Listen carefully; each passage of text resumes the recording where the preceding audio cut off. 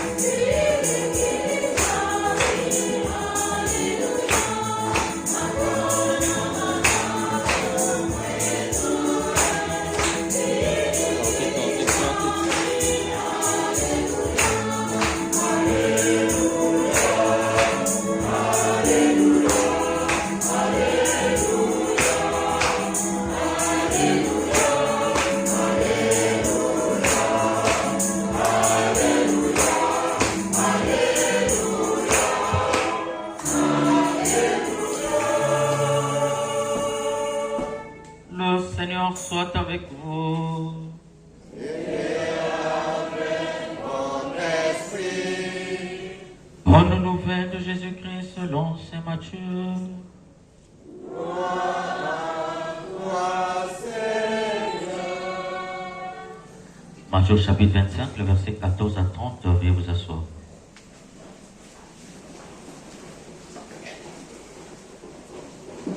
En ces temps-là, Jésus disait à ses disciples cette parabole. C'est comme un homme qui partait en voyage. Il appela ses serviteurs et leur confia ses biens. À l'un, il remit une somme de 5 talents, à un autre 2 talents, au troisième un seul talent, à chacun selon ses capacités. Puis il partit. Aussitôt, celui qui avait reçu les 5 talents s'en alla pour les faire valoir et en gagna 5 autres. De même, celui qui avait reçu 2 talents en gagna 2 autres. Mais celui qui n'avait reçu qu'un alla creuser la terre et cacha l'argent de son maître. Longtemps après, le maître de ses serviteurs revint et il leur demanda des comptes. Celui qui avait reçu 5 talents s'approcha, présenta 5 talents, 5 autres talents et dit, « Seigneur, tu m'as confié 5 talents, voilà, j'en ai gagné 5 autres. » Son maître lui déclara, « Très bien, serviteur bon et fidèle. Tu as été fidèle pour peu de choses, je t'en confierai beaucoup. Entre dans la joie de ton Seigneur. » Celui qui avait reçu 2 talents s'approcha aussi et dit, « Seigneur, tu m'as confié 2 talents. Voilà, j'en ai gagné 2 autres. » Son maître lui déclara, « Très bien, serviteur bon et fidèle. Tu as été fidèle pour peu de choses, je t'en confierai beaucoup. Entre dans la joie de ton Seigneur. » Celui qui avait reçu un seul talent s'approcha aussi et dit, « Seigneur, je savais que tu es un homme dur. Tu moissonnes là où tu n'as pas semé. Tu ramasses là où tu n'as pas répandu le grain. J'ai eu peur et je suis allé cacher ton talent dans la terre. Le voici, tu as ce qui t'appartient. » Son maître lui répliqua, « Serviteur mauvais et paresseux, tu savais que je moissonne là où je n'ai pas semé, que je ramasse le grain là où je ne l'ai pas répandu. Alors, il fallait placer mon argent à la banque, et à mon retour, je l'aurais retrouvé avec les intérêts. Enlevez-lui donc son talent et donnez-le à celui qui en a 10. À celui qui a, on donnera encore, et il sera dans l'abondance. Mais celui qui n'a rien se verra enlever même ce qu'il a. Quant à ce serviteur, bon à rien, jetez-le dans les ténèbres extérieures. Là, il y aura de pleurs et des grincements des dents. Je vais vous mettre debout.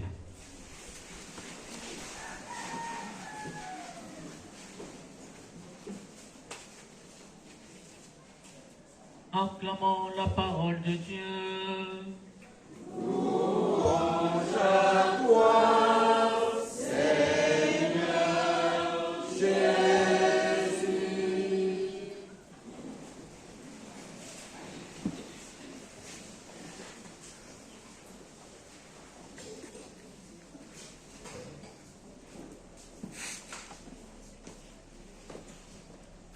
La paix du Christ. Amen. La paix du Christ. Amen. Il est vivant. Il est ressuscité. Il est ressuscité. Il est vivant. Qui? Jésus. Qui? Jésus. Qui nous a appelés ici? Jésus. Qui nous a appelés ici? Jésus. Qui nous a convoqués ici?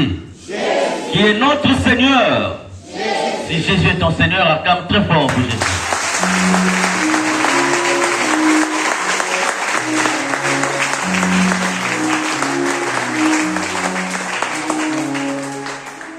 Nayo.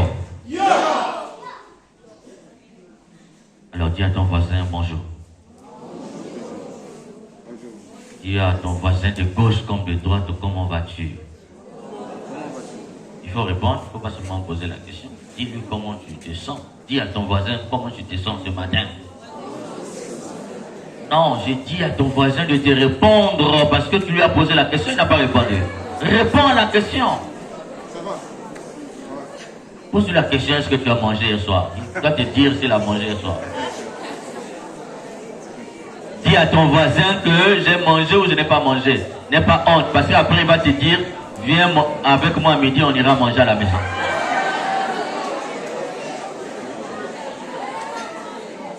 Nayo. Nayo. Dis à ton voisin, je t'invite aujourd'hui.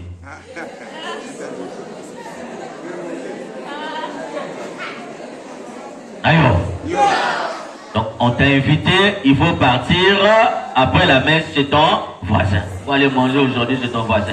Depuis que vous venez à l'église ici, tu n'as jamais mangé chez ton voisin, ça c'est pas bon. D'ailleurs, donc aujourd'hui dimanche, même si chez lui il n'y a pas à manger, au moins dans un restaurant il peut t'inviter. Donc dis à ton voisin, toi et moi on ira dans les Maléwa aujourd'hui.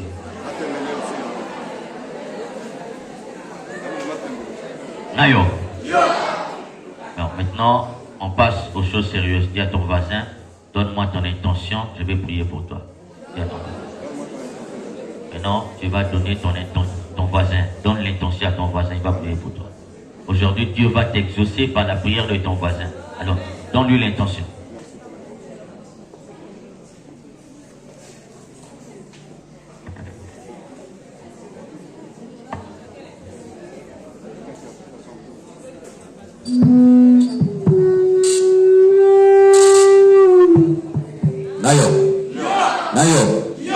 Voilà. Qu'est-ce que nous pouvons retenir aujourd'hui pour notre méditation, chers frères et sœurs? Qu'est-ce que l'Église, en troisième dimanche du temps ordinaire, nous invite à retenir comme message? Le message de ce jour est très clair, chers frères et sœurs. Naître dans une famille pauvre, c'est un don de Dieu, mais devenir pauvre, c'est un choix.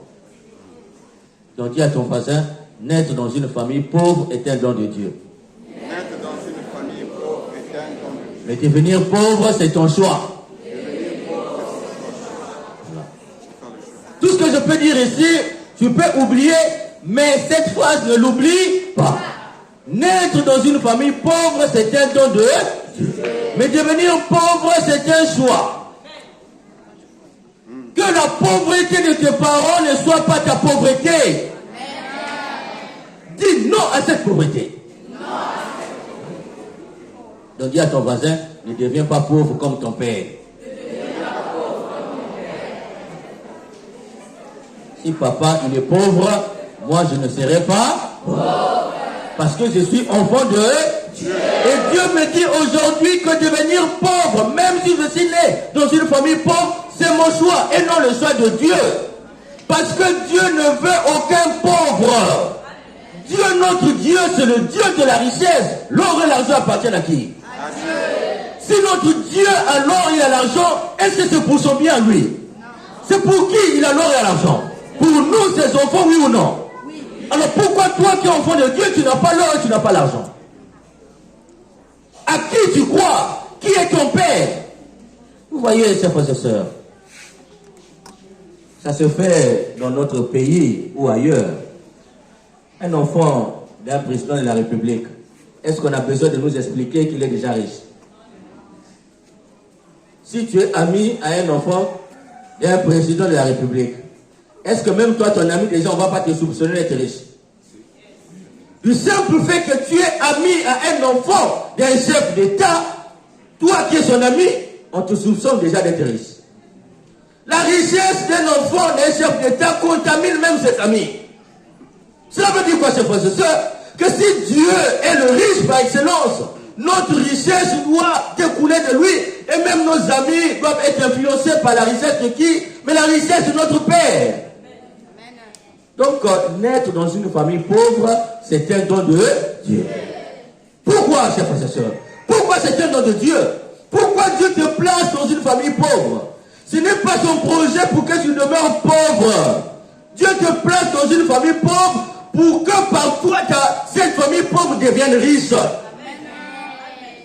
Donc tu ne peux pas être dans une famille et puis tu ne fais rien pour que cette famille que Dieu t'a placée pauvre sorte de cette pauvreté et devienne une famille riche. Voilà le plan de Dieu sur chacun de nous. Que la pauvreté de notre famille se transforme en richesse grâce à nous. Et la première lecture nous donne les raisons pour devenir riche. Il nous dit aujourd'hui, la première lecture, comment devenir riche? Comment sortir de la pauvreté? Mes chers frères et sœurs, la pauvreté, c'est un état d'esprit. Dis à ton voisin, la pauvreté, c'est un état d'esprit. On va dire à ton voisin, ne dors pas d'abord, je vais te dire la vérité tout de suite. Réveille-toi, dis à ton voisin, réveille-toi. On va suivre dans la deuxième lecture, on va nous dire, l'une des causes de la pauvreté, c'est le sommeil. Dans la première lecture, nous dit, la pauvreté, c'est un état d'esprit. Devenir pauvre, c'est-à-dire que c'est d'abord spirituel, mental. Comme mentalement tu es pauvre, comme spirituellement tu es pauvre, matériellement tu seras pauvre. Et la première lecture te dit, pour ne pas être pauvre, il faut faire les bonnes rencontres. Et quelle est cette bonne rencontre? C'est la rencontre d'une femme. Donc dis à ton voisin, la richesse de Dieu, c'est la femme.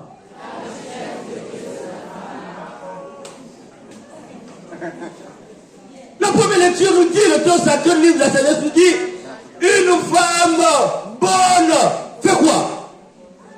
Elle fait le bonheur de son mari et non sa ruine.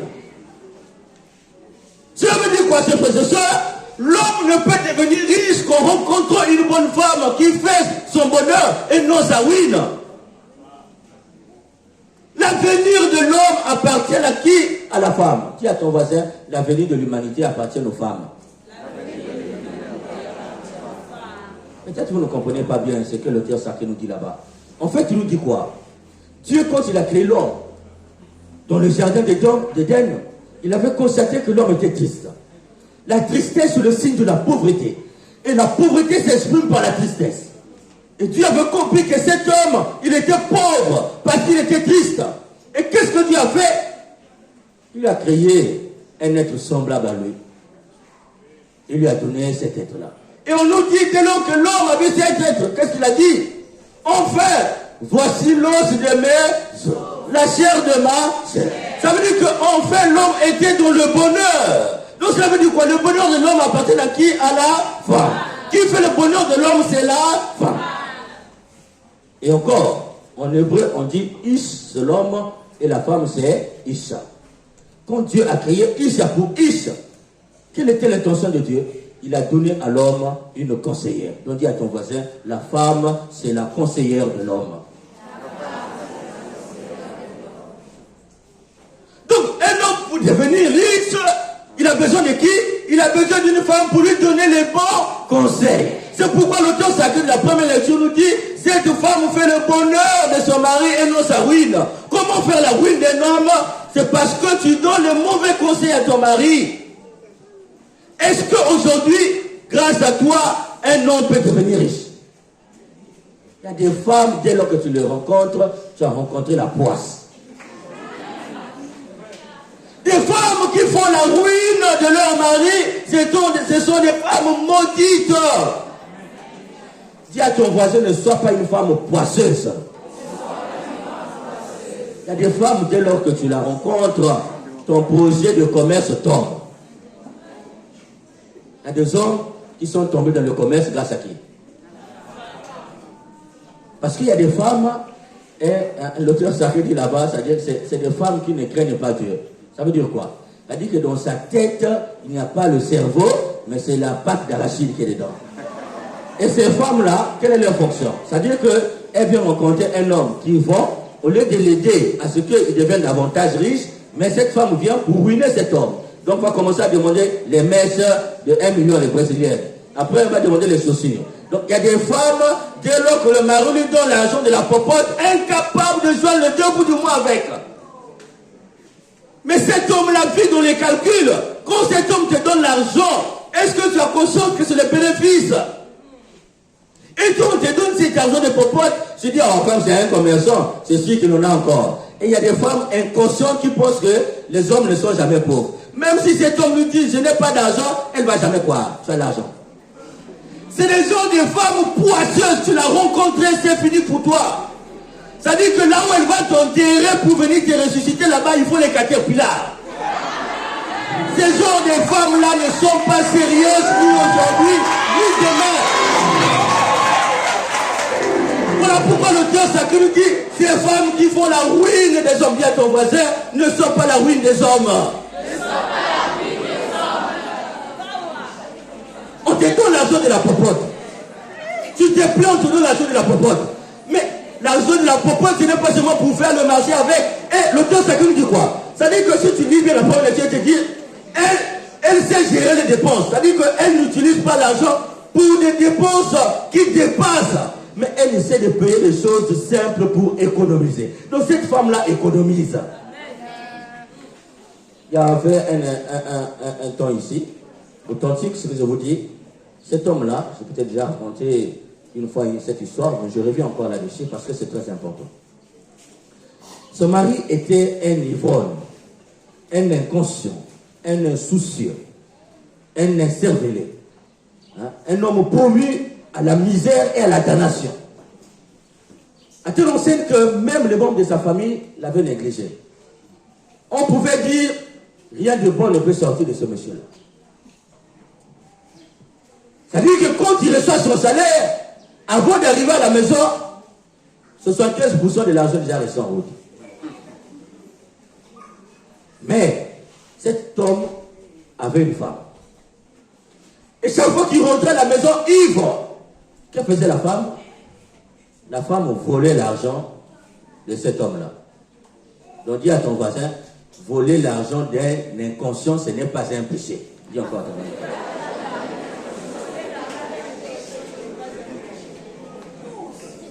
On dit voler n'est pas bon. Mais voler l'argent d'un inconscient, c'est bon. Donc cette femme-là, elle volait l'argent de ce monsieur, mais c'était bien. Pourquoi? Parce que ce monsieur était un inconscient. Et qu'est-ce que la dame a fait après? Elle économisait. Le monsieur, quand on se réveille le matin, elle fout dans les poches, il n'y a plus rien. Mais j'avais l'argent ici. Mais tu es rentré, Yves, on a volé l'argent en route. Et à force de voler cet argent, elle économisait. Un jour, elle a dit à son mari, viens, je t'amène quelque part. Elle a mené son mari quelque part ici à Vendoulou. Il lui a dit, voici ce terrain-là et cette maison-là, c'est ta maison, c'est ta parcelle. Il dit, comment ça? Et la femme lui explique, durant toutes les années que nous avions passées ensemble, je volais chaque jour ton argent quand tu revenais de la banque. Je volais cet argent, j'économisais, et grâce à cet argent, j'ai payé ce terrain pour toi, j'ai construit pour toi, voici ta maison. Est-ce que tu es capable de faire cela? Dis à ton voisin, est-ce que tu es capable de faire cela?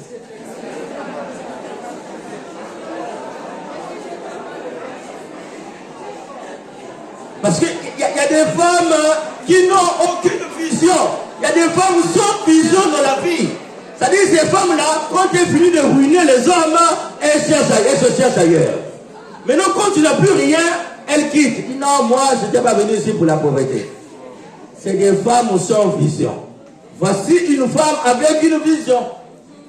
Là où tout le monde disait que cet homme-là ne peut rien faire de bon, grâce à elle, cet homme a eu une parcelle, une maison. Grâce à elle, cet homme est devenu responsable. Et vous savez ce qui s'est passé?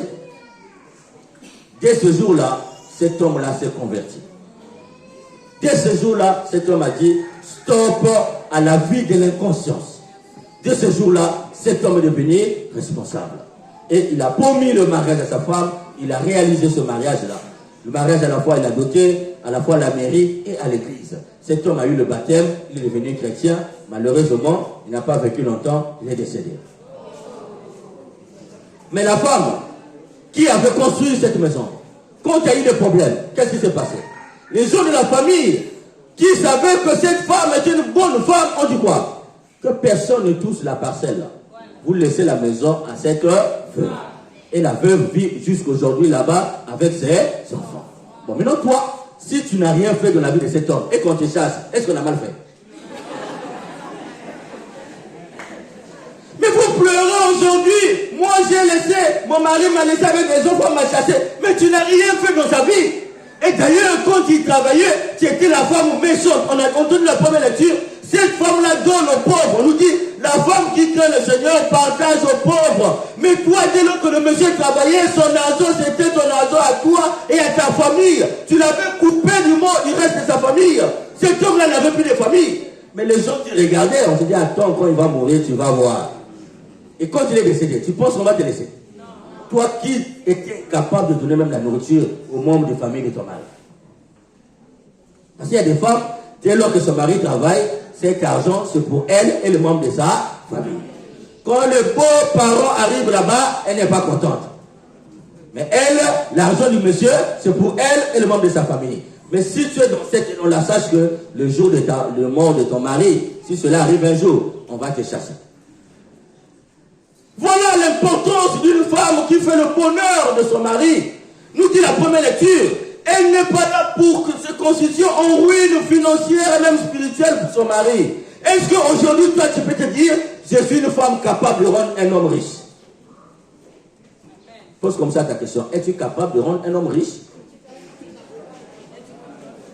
C'est pourquoi j'ai dit, naître dans une famille pauvre, c'est un don de Dieu. Mais devenir pauvre, c'est un choix. Si tu as fait le choix d'une mauvaise femme, d'une femme poisseuse, sache que ta pauvreté est déjà rassurée et assurée. Tu mourras pauvre si tu rencontres une mauvaise femme. Tu mourras pauvre si tu rencontres une femme qui a la place d'un cerveau à une boule d'arachide. Parce que cette femme-là, elle ne peut que te conduire dans la ruine. Cette femme-là, elle n'a aucun projet. Cette femme-là, elle n'a aucune vision. Et Dieu te dit aujourd'hui, avant de choisir une femme, parce que la femme fait le bonheur de l'homme, avant de choisir une femme, réfléchis bien. Est-ce que cette femme-là, c'est une femme de grâce? Est-ce que cette femme-là, c'est une bonne conseillère? L'homme est invité à conquérir l'espace, mais l'homme ne peut conquérir l'espace que grâce à qui? Grâce à la femme. Je vous dirai la vérité, chers frères et sœurs. L'homme est caractérisé par quoi? Par l'assurance. Aucun homme n'a la confiance en lui-même. Dis comme ça ton voisin, aucun homme n'a la confiance en lui-même. Quand une femme te dit, tu peux, quand un homme entend ça, il croit qu'il peut. Ça veut dire quoi? C'est qui fait sa confiance, c'est qui? Même les plus grands voyous, même les plus grands bandits, s'ils sont des bandits, c'est pour prouver aux femmes qui sont forts. C'est pourquoi derrière un dictateur se cache une dictatrice. Si vous voyez un dictateur, dites-vous que celle qui est derrière, c'est elle la plus méchante. Parce qu'une femme a la capacité de changer un homme en bien. Quand une femme dit à son mari, stop, arrête, un homme écoute. Mais si cet homme perdure dans la méchanceté, dis-toi qu'il y a une femme qui se réjouit de cette méchanceté-là.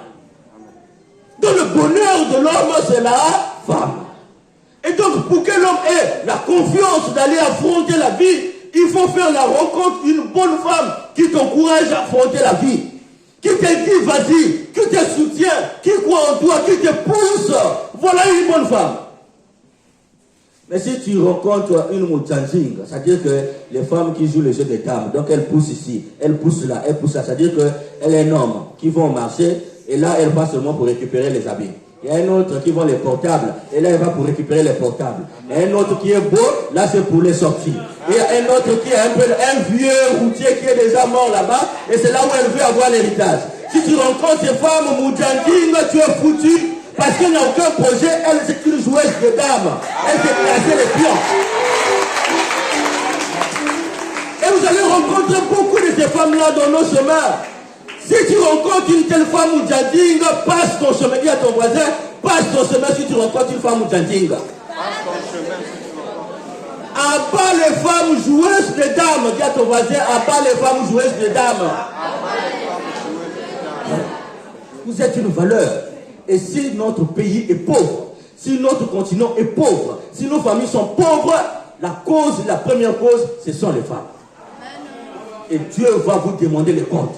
Parce que Dieu vous a créé pour rendre les hommes riches et rendre l'humanité riche. C'est pourquoi l'avenir de l'humanité appartient aux femmes. Si les femmes se lèvent un jour pour dire stop à la pauvreté dans nos familles, stop à la pauvreté dans notre pays, la pauvreté prendra fin.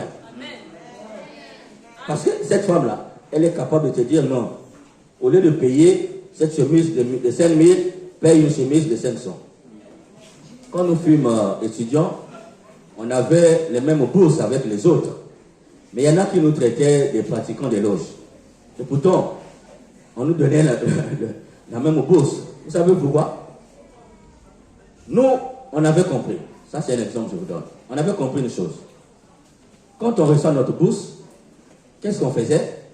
On ne va pas payer les habits enceintes parce que ça coûte extrêmement cher. Donc nous, on partait payer ce qu'on appelle le yuku-yuku. Vous connaissez le yuku-yuku? Le solar. Donc nous, on partait payer le yuku-yuku.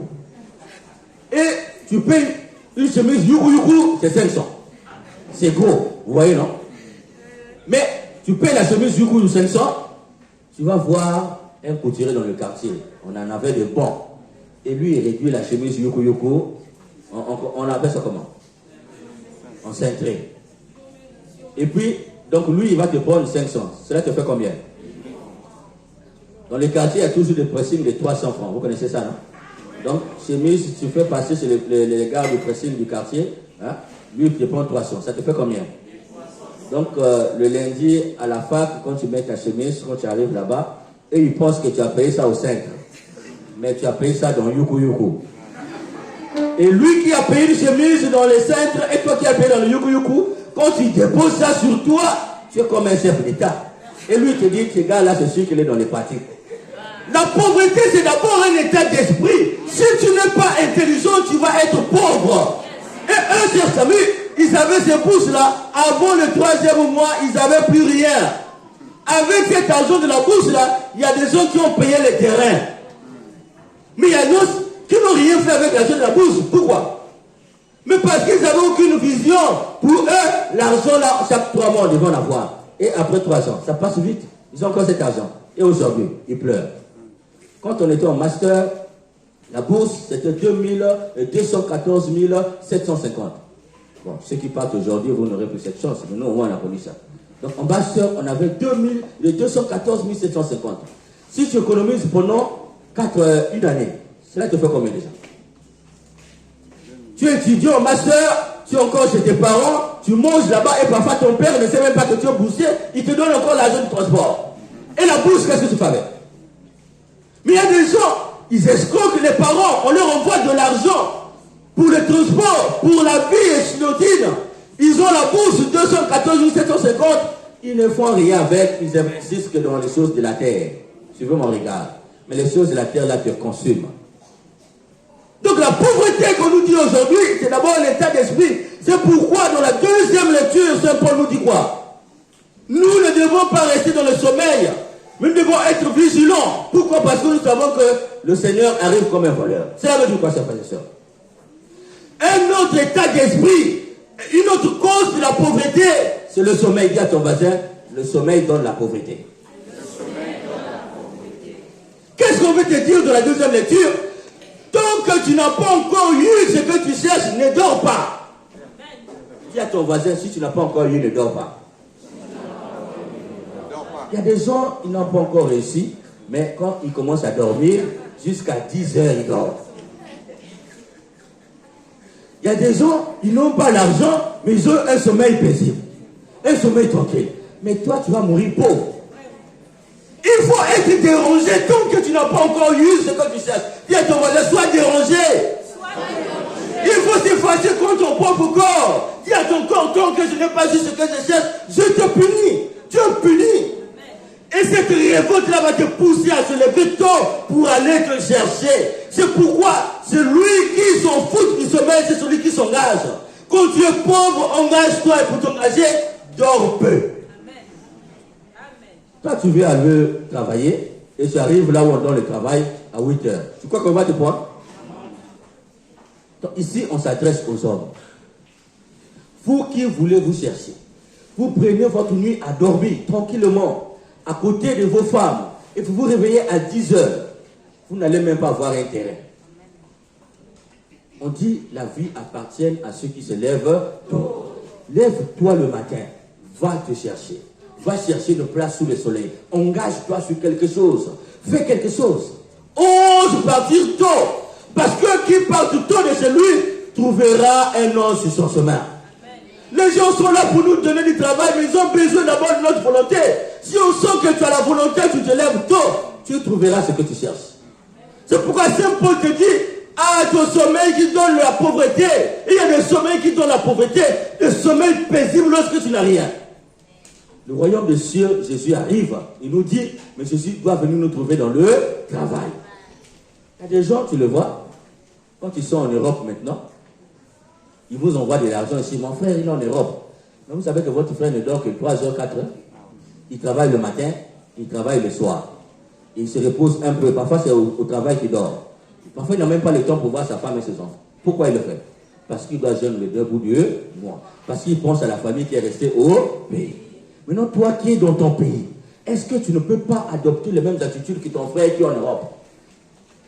Pourquoi tu dois dormir comme un pacha? Qui a ton voisin, ne dors plus comme un pacha. Tu es là, paisible, tu dors. Non! Tu veux réussir dans la vie, il faut veiller. Et toi qui pars à l'école, tu ne peux pas avoir ton sommeil si tu n'as pas retenu tes leçons. Tu ne peux dormir que lorsque tu as fini de lire. Mais toi, tu passes tout ton temps à dormir. Et le jour des examens, tu vas écrire quoi? Quand tu ne te déranges pas dans ton sommeil, c'est le chèque qui t'attend. Ceux qui réussissent dans les examens, c'est ceux qui sacrifient beaucoup leur sommeil. Si vous demandez à ceux qui ont réussi, ils vont te dire, moi, je prenais le café avec le sel pour veiller. Parce que j'avais le souci de mon avenir. Mais toi qui prends le café avec le lait, tu dors. Mais sache que l'échec t'attend devant. Dis à ton voisin, l'échec t'attend devant. Et ce ne sont pas les sorciers. Ton sorcier, c'est toi-même. Dis à ton voisin, ton sorcier, c'est toi-même. Il n'a pas entendu, dis-lui bien, ton sorcier, c'est toi-même. Ton sorcier, c'est ton sommeil. Voilà. Même Dieu, il a pitié de toi quand il dit, cet enfant-là, il souffre. S'il sacrifie son sommeil, non. Au nom de ce sacrifice-là, je dois l'aider à réussir. Même Dieu aura pitié de toi parce que tu sacrifies ton sommeil. C'est pourquoi Saint Paul te dit, ah, ton sommeil qui donne la pauvreté. Et Jésus dans l'évangile nous raconte la parabole. Dieu donne les talents à chacun de nous. Mais la qualité de Dieu, ou bien la manière de Dieu de donner, il donne ce qui est peu à chacun de nous. Il a donné seulement 5 talents, 2 talents et 1 talent. Et on nous dit, chacun selon sa mesure. Pourquoi? Mais chacun n'a pas les mêmes capacités. On peut donner 1 litre d'eau ici, il y en a qui vont finir 1 litre d'eau, il y en a qui vont boire le quart, il y en a qui vont boire un peu. Chacun de nous a sa façon de boire l'eau. Et si on fait les pas ici, chacun de nous aura son pas. On n'a pas toujours les mêmes pas. Ça veut dire quoi? Chacun a sa façon de vivre. Chacun a ses qualités.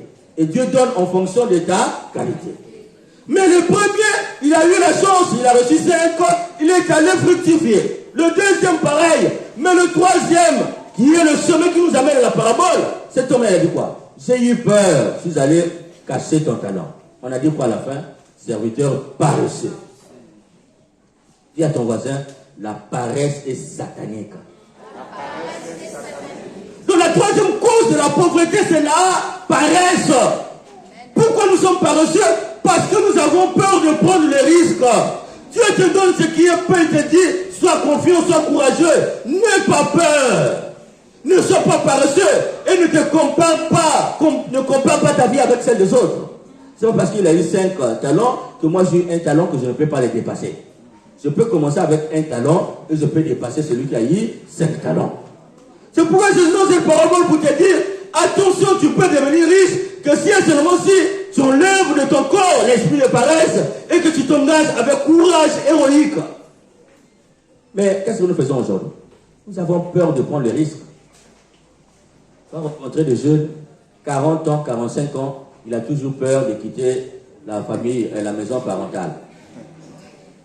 Et il a sa femme là-bas, avec ses enfants, et chaque jour, il n'a pas la paix. Sa femme se chamaille avec ses soeurs, les enfants se chamaillent, et il n'est pas content là-bas. Et il dit, cette parcelle est à la sorcellerie. C'est la pauvreté qui est la sorcellerie là-bas, c'est pas les finances.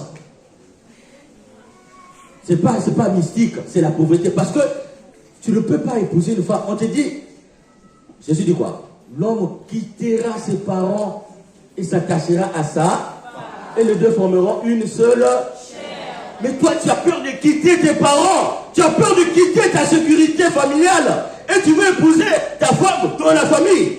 Tu n'auras jamais la paix. Jésus te dit, ose quitter, ose, prends le risque de quitter. Si tu prends le risque de quitter, Dieu te rencontrera toujours avec son bonheur. La bénédiction de Dieu ne nous trouvera pas sur place. La bénédiction de Dieu nous trouvera toujours sur le chemin. Dis à ton voisin, c'est sur le chemin que la bénédiction de Dieu te trouvera. C'est sur le chemin que la bénédiction de Dieu. Si tu veux être béni, mets-toi sur le chemin. Mais si tu restes sur place, c'est le signe de la paresse et Dieu n'aime pas les paresseux. Prends le risque d'aller te chercher. Prends le risque d'aller déposer les dossiers. Prends le risque d'aller chercher l'emploi. Peut-être que lorsqu'on va te voir, puisque tu portes la chose, on te dira toi rentre et l'autre on dira reste. Mais si tu as peur d'aller te chercher, tu ne trouveras jamais la bénédiction de Dieu. Et pour finir, je vous raconte cette histoire. Un jour comme cela, on avait décidé, parce qu'il y avait un débat entre les blancs et les noirs. On avait décidé que les noirs puissent aller en Europe et les Européens viennent en Afrique. Ça s'est passé dans les siècles avant. Et les noirs sont arrivés en Europe et on nous dit que, en fait, l'Europe, c'était l'Afrique. Et l'Afrique, c'était l'Europe. Donc, à l'époque, les noirs vivaient en Europe et les blancs vivaient en Afrique ici. Et tellement qu'ici, il y avait des richesses, ils étaient en train de développer. Les noirs ont dit non. La terre de nos ancêtres, c'est là-bas, vous avez ravi notre terre, on doit revenir récupérer notre terre. Et les blancs disent quoi, il n'y a pas de problème, venez récupérer votre terre. Ils sont venus ici, et les blancs sont partis là-bas. Quelques temps après, les richesses que les blancs avaient laissées ici, ils avaient développé, les noirs ont commencé à tout gaspiller. Et les blancs arrivés là-bas, ils ont tout développé.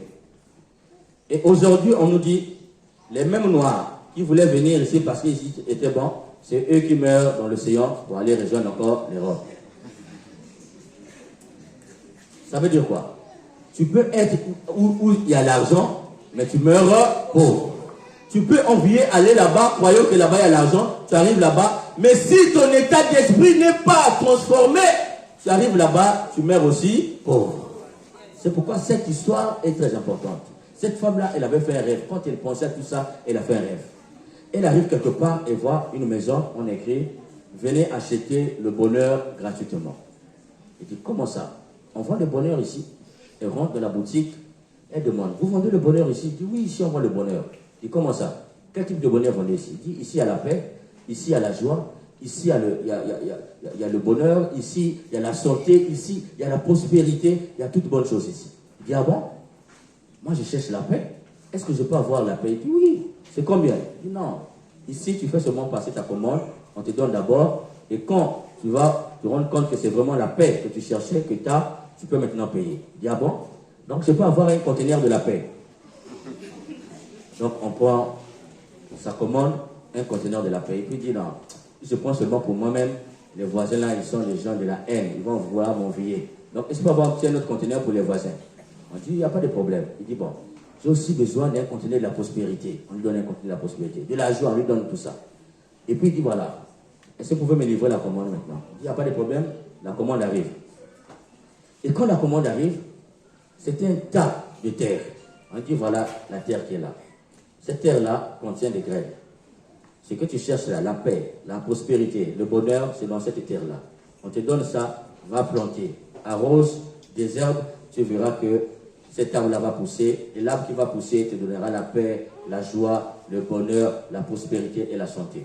Elle dit, vous êtes malade, moi je cherche quelque chose illéco, vous voulez me donner encore des choses, je vais aller souffrir pour avoir laissé rester avec votre bonheur, à votre paix.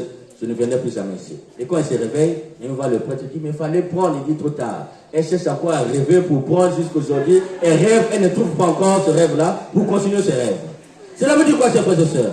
Dieu te donnera le bonheur que tu cherches, mais il te donnera ce bonheur-là de façon peu. À toi de fructifier ce bonheur, à toi de prendre le courage, le risque d'entretenir ce bonheur en plantant ce bonheur. Cet arbre que tu vas planter, cet arbre que tu vas arroser, cet arbre que tu vas désherber les vautours, te donnera la paix, la santé, la réussite, la richesse, et tu ne mourras jamais pauvre. Mais si tu cherches déjà à devenir riche sans souffrir, tu mourras pauvre. Que l'Esprit Saint donne le courage héroïque de comprendre que nous pouvons être riches que si nous nous engageons au nom du Père et du Fils et du Saint-Esprit. Amen.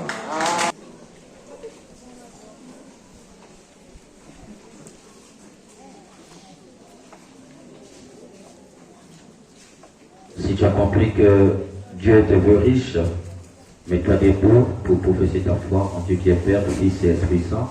Je crois en Dieu, le Père Tout-Puissant,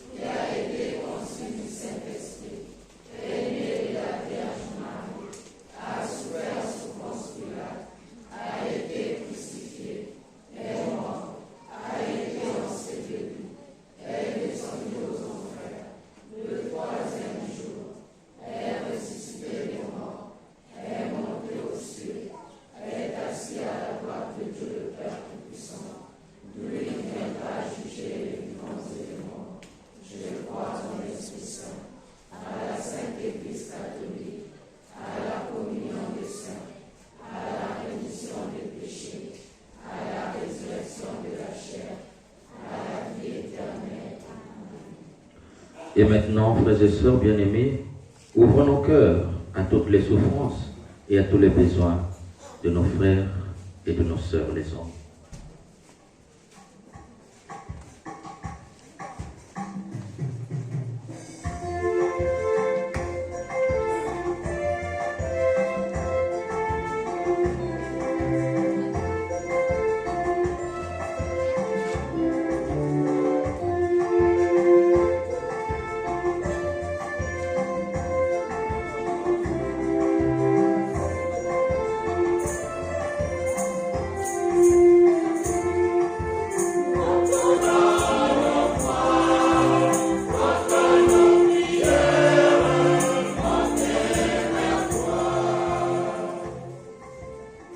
Prions pour l'Église et ses pasteurs, le pape François, les évêques, les prêtres et surtout ceux qui dirigent notre paroisse. Seigneur, accorde-leur les talents nécessaires pour guider ton Église et aide-les à œuvrer pour leur propre sainteté ainsi que pour celle des fidèles dont ils ont la charge. Seigneur, écoute-nous.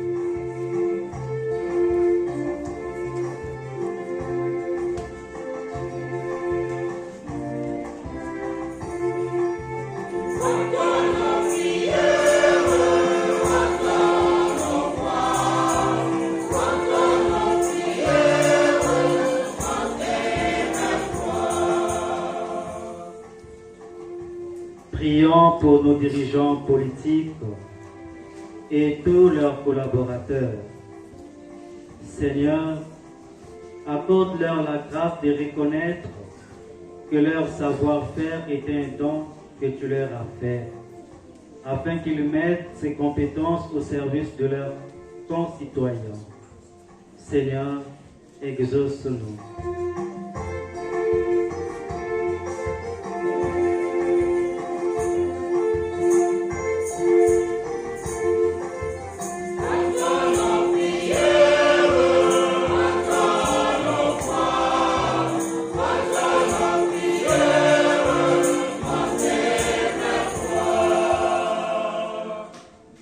Prions pour les malades, les détenus, les enfants de la rue et toutes les personnes en situation de misère.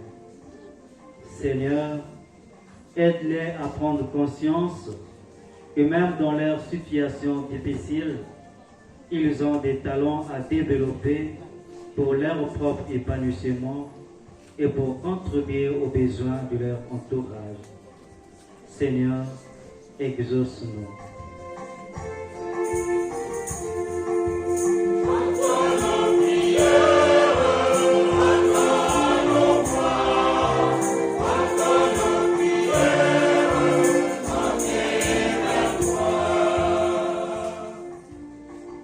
Prions pour notre assemblée dominicale, nos familles, nos amis, nos proches. Seigneur, fais de nous tous des chrétiens et chrétiennes dévoués, mettant en valeur les capacités et les talents que nous avons reçus de toi pour ta gloire et le salut de l'humanité. Seigneur, écoute-nous.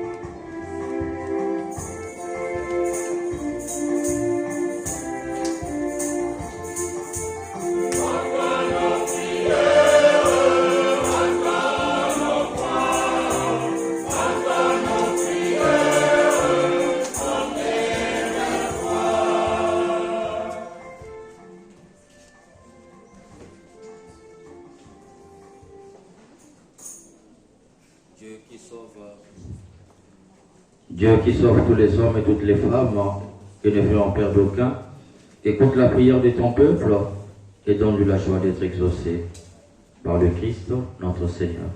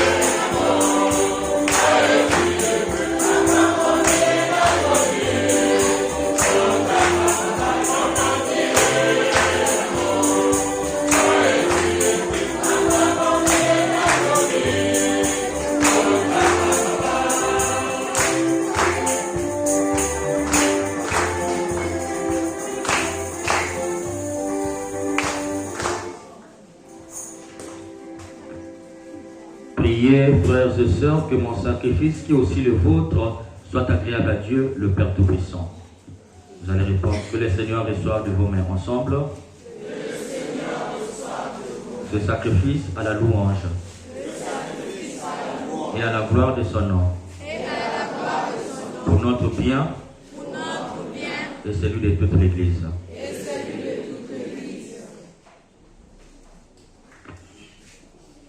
Seigneur, nous t'en prions, Dieu de majesté, regarde les présents que nous t'offrons et permets qu'il nous obtienne la grâce de te servir et de parvenir ainsi à l'éternité bienheureuse.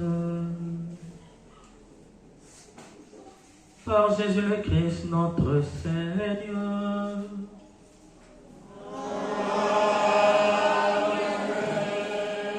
Le Seigneur soit avec vous. Élevons notre cœur. Nous élevons le Seigneur. Rendons grâce au Seigneur notre Dieu.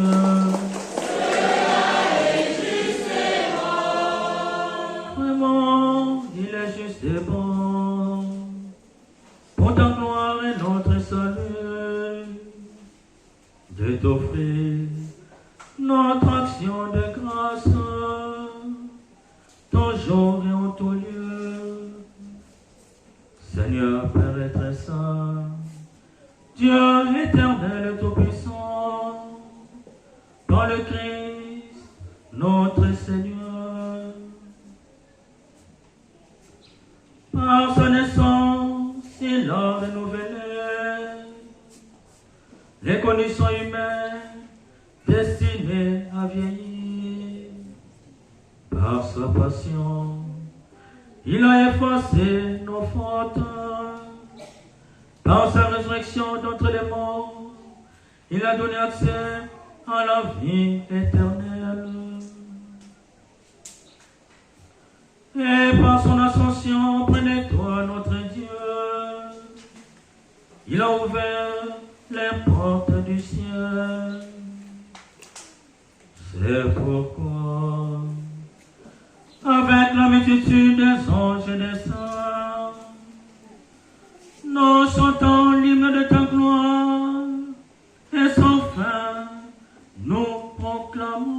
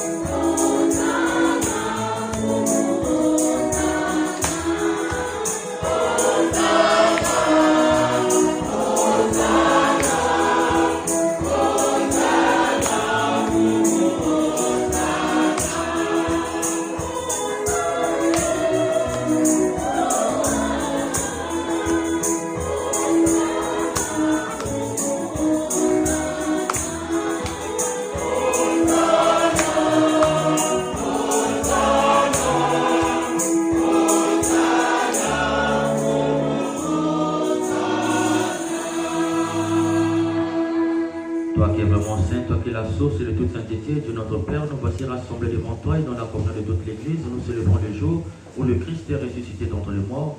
Par lui que tu as levé à ta droite, nous te prions.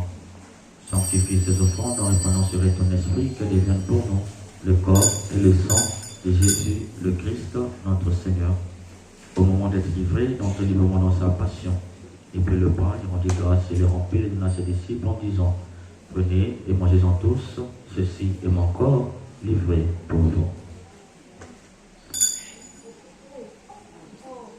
Mon Seigneur et mon Dieu, mon Seigneur et mon Dieu.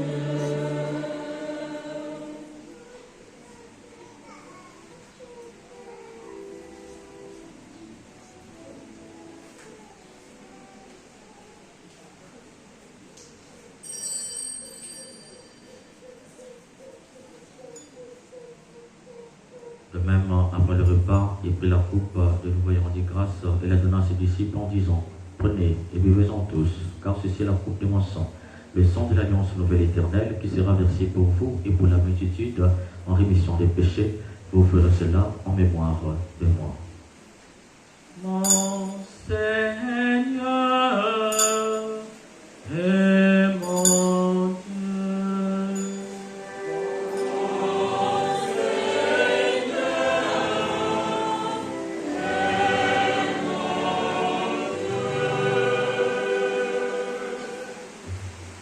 Mes chers frères et sœurs, ce sang qui vient d'être versé encore sur cet autel, comme autrefois, c'est le sang qui est versé pour notre salut. Et le Christ l'a versé pour toi, pour que tu sois le salut de ta famille, pour que tu sois le bonheur de ta famille, pour que tu sois la richesse de ta famille. Ce sang, il a versé pour couper tous les liens de pauvreté qui te suivent. Ce sang, il a versé pour couper tout ce qui est diabolique, détruire toutes les paroles qui pèsent sur toi et qui t'empêchent de t'écouler et de vivre heureux, heureuse sur cette terre des hommes.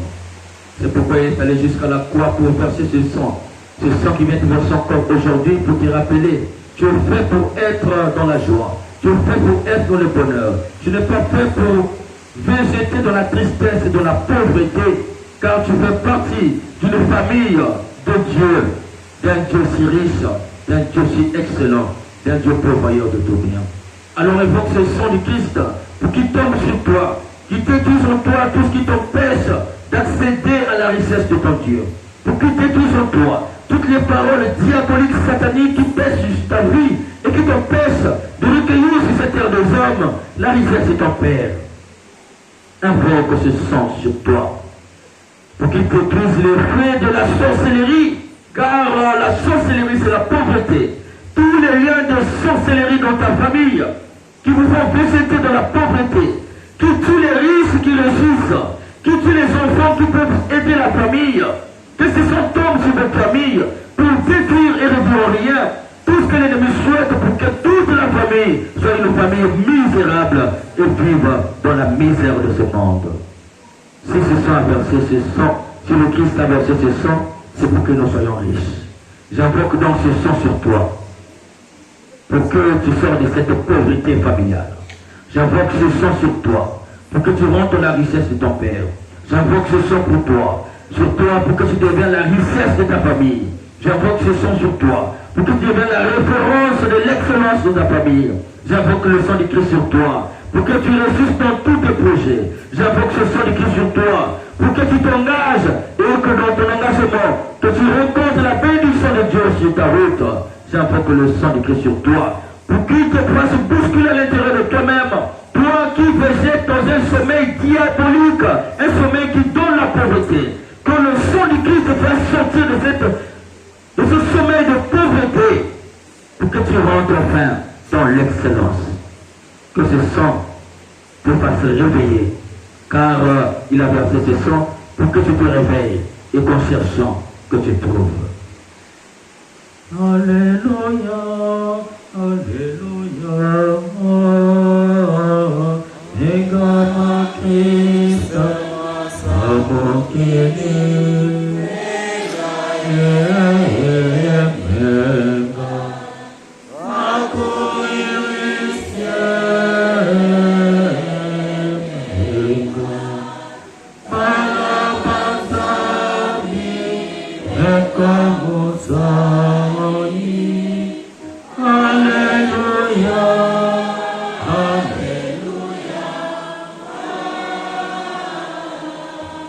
ce sang tombe sur tes mains pour que tout ce que tu vas toucher dans ton commerce, dans tes activités prospère. Que ce sang nous aide à prospérer en tout égard. Que ce sang nous aide à être victorieux et victorieuses dans tous nos combats. Merci Jésus pour ton sang qui nous rend victorieux et victorieuses. Merci pour ta présence au milieu de nous, qui nous aide à être la joie et le bonheur, la référence de nos familles. Merci Jésus pour tout. Merci Jésus pour tout.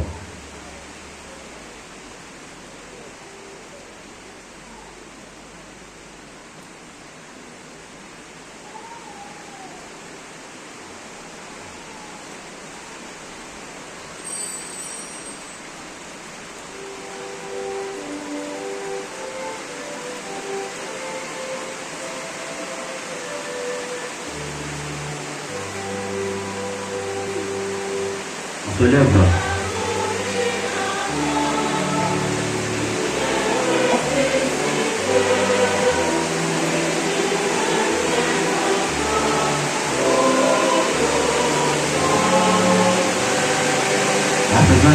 De la mort et de la résurrection de ton Fils, nous te prends Seigneur le pain de la vie, la petite salut, et nous te rendons grâce car tu nous as estimé digne de nous tenir devant toi pour te servir. Humblement nous te demandons par les remparts au corps et au sang du Christ, car nous t'avons rassemblé par la Christ en un seul corps. Souviens-toi Seigneur de ton Église, répandue à travers le monde, fais-la conduire dans ta charité. On y avec notre pape François, notre archevêque Miguel, l'ensemble des évêques, le prêtre et le diacre. Souviens-toi aussi de nos frères et sœurs qui se sont endormis dans l'espérance de la résurrection. Souviens-toi des défunts de nos familles respectives, réunis en prière. Le temps de purgatoire qui ne reçoivent aucune prière. Pour celles qui meurent à l'instant même que nous faisons ce saint sacrifice, dont ta miséricorde est l'instable, accueille-les dans la lumière de ton visage. Que nous te comprenions, nous implorons ta bonté. Tout ce peuple à qui ton Seigneur aujourd'hui connaît dans une famille pauvre est un don de Dieu, de devenir pauvre est un choix. Aide ces enfants, Seigneur, à ne jamais faire le choix de la pauvreté, car Seigneur, la pauvreté n'est pas de toi. Aide tes enfants à faire le choix de la richesse qui vient de toi. Permettre avec la Vierge Marie, la bienheureuse Mère de Dieu, avec Saint Joseph, son époux, les apôtres et les saints qui ta bonne des âges en particulier de ton cœur, nous en parlent à la vie éternelle et que nous chantons ta louange et ta gloire par ton Fils, Jésus le Christ. Alléluia, Alléluia.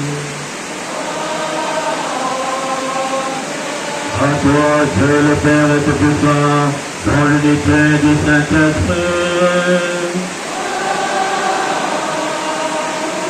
Toute l'heure et toute les gloires pour les siècles des siècles.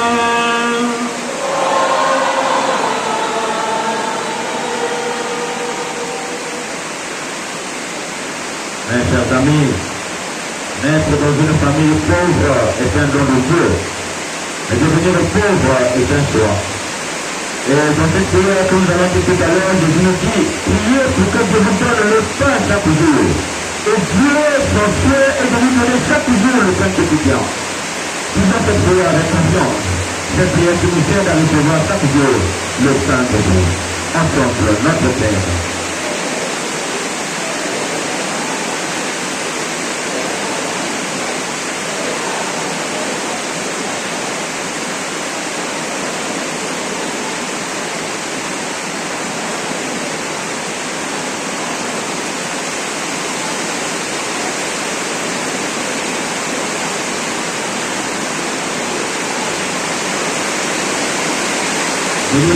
Seigneur, donne la paix à notre temps, donne du temps à notre paix. Donne la paix aux pays qui sont dans la guerre. Donne la paix au cœur de Dieu régi par les événements de la vie. Si tu par ta miséricorde, nous serons libérés de tout péché, à la vie de toute épreuve. Nous qui attendons que se réalise cette heureuse espérance, l'avènement de Jésus-Christ, notre Sauveur.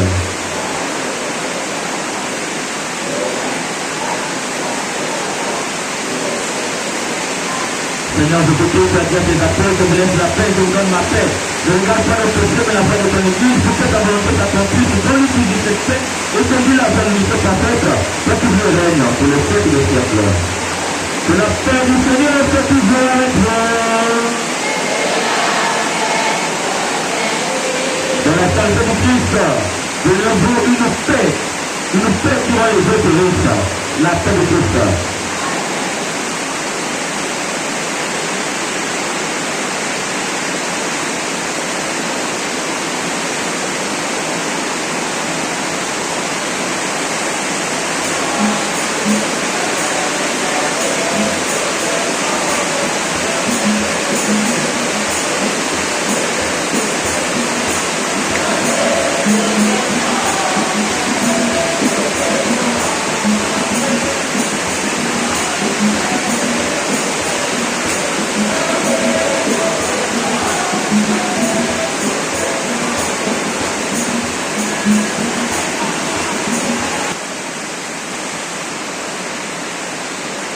Voici l'année de Dieu, voici celui qui enlève le péché du monde. Heureux les invités au repas de notre Seigneur.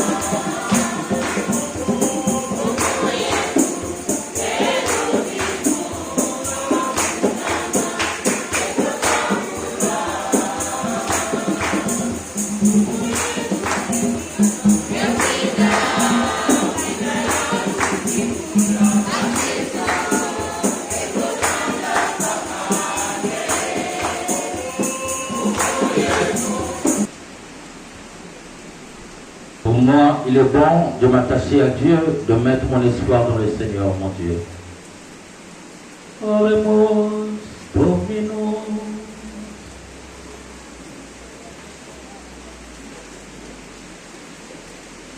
Seigneur, nous avons reçu les dons que tu nous as faits dans ce sacrement.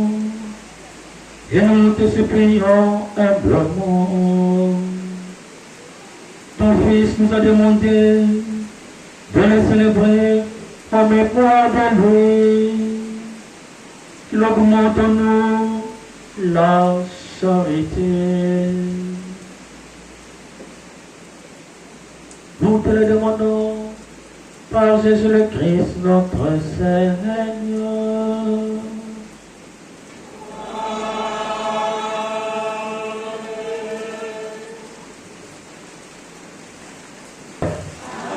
La paix de Christ. Un sorcier peut invoquer des fétiches pour faire pleuvoir la pluie. Nous, les enfants de Dieu, on peut aussi invoquer Dieu pour que la pluie s'arrête. Donc on va rendre grâce à Dieu parce qu'il va nous écouter et avant qu'on ait tout ici, que chacun rentre non pas pour la pluie, mais que la pluie soit afin que chacun rentre chez lui. La paix de Christ. Donc un chant là-bas et on va tous se lever pour dire déjà merci à Dieu pour la pluie qui va arrêter tout de suite pour que chacun rentre chez lui.